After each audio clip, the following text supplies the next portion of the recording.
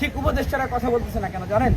তার আরেকটা কারণ হলো তারা ভয়ে আছে, টেনশনে আছে যে যদি দেশে কোনো অস্থিতিশীল পরিবেশ তৈরি হয়, আওয়ামী লীগ যদি কখনো মাথা চারা দিয়ে ওঠে, যদি প্রশ্ন তোলে আরো 5 বছর 10 বছর করে, তখন তারা তো বিপদে পড়তে হবে। এই জন্য আওয়ামী লীগকে ধৈর্য জোর করে হলেও এখন উপদেষ্টারা নির্বাচনে অংশগ্রহণ করাচ্ছে যে বাবা তোরা নির্বাচনে অংশগ্রহণ কর, এই আমাদের ইন্টারিমটাকে একটা বৈধতা দে, হ্যাঁ, এবং সামনের দিনে এটা নিয়ে যেন কোনো প্রশ্ন না ওঠে। এই জন্য কি আমরা উপদেষ্টাদেরকে সরকারে বসেছিলাম যে তারা ওই যে রয়ের আপনার হচ্ছে পিস্তল দেখা, আর হচ্ছে পতিত শক্তির ছুরি দেখে ভয় পাবে, অথবা তাদের বিলিয়ন বিলিয়ন ডলারের কাছে পলিসির কাছে বিক্রি হয়ে যাবে। এই জন্য তো আমরা উপদেষ্টাদেরকে বসে নেই।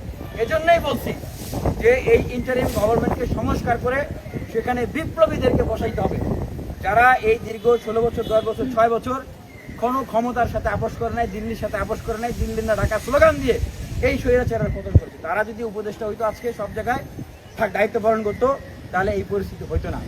আমি সরকারের প্রতি বলবো যে জাতীয় ঐক্যের সরকার গঠন করেন, এখনো সময় আছে, আহ্বান করেন, যারা থাকতে চায় তাদেরকে সাথে নিয়েই জাতীয় সরকার গঠন করে সংস্কার করেন, দেশের গুণগত পরিবর্তন করেন, পরে ইলেকশন দেন। আপনি অন্তত আহ্বানটা জানান, সেটাও যদি না করেন সব দায় ভার আপনাদের উপরে পড়বে। আর রাজনৈতিক দলগুলো ভাই কি করবে এখন? এইদিকে এই ইন্টারিম গভর্নমেন্ট সব রাজনৈতিক দলগুলোকে সাইড লাইনে ফালিয়ে দিয়ে একটা গ্রুপকে কোলে তুলে নিয়ে তাদেরকে ইন্ট্রোডিউস করা দিচ্ছে যে এইটা বাংলাদেশের বিপ্লবের রাজনৈতিক দল।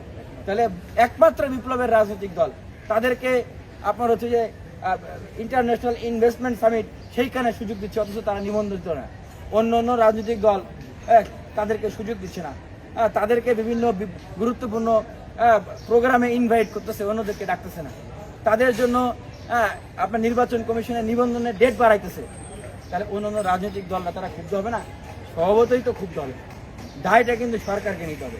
আর রাজনৈতিক দলগুলোকেও চিন্তা করতে হবে যে এই সুযোগে আপনি সরকারকে চাপে ফেলে ক্ষমতায় চলে যাবেন দ্রুত, আর মানুষকে ভোগাবেন। দেখেন, মানুষ কিন্তু আপনারাও কিন্তু আজীবন ক্ষমতায় থাকবেন বলে সেটা ভাইবেন না।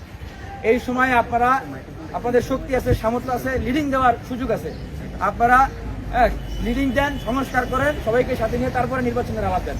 তাহলে আপনারা দীর্ঘমেয়াদে মানুষকে বলতে পারবেন যে আমরা দেশের জন্য কিছু করেছি।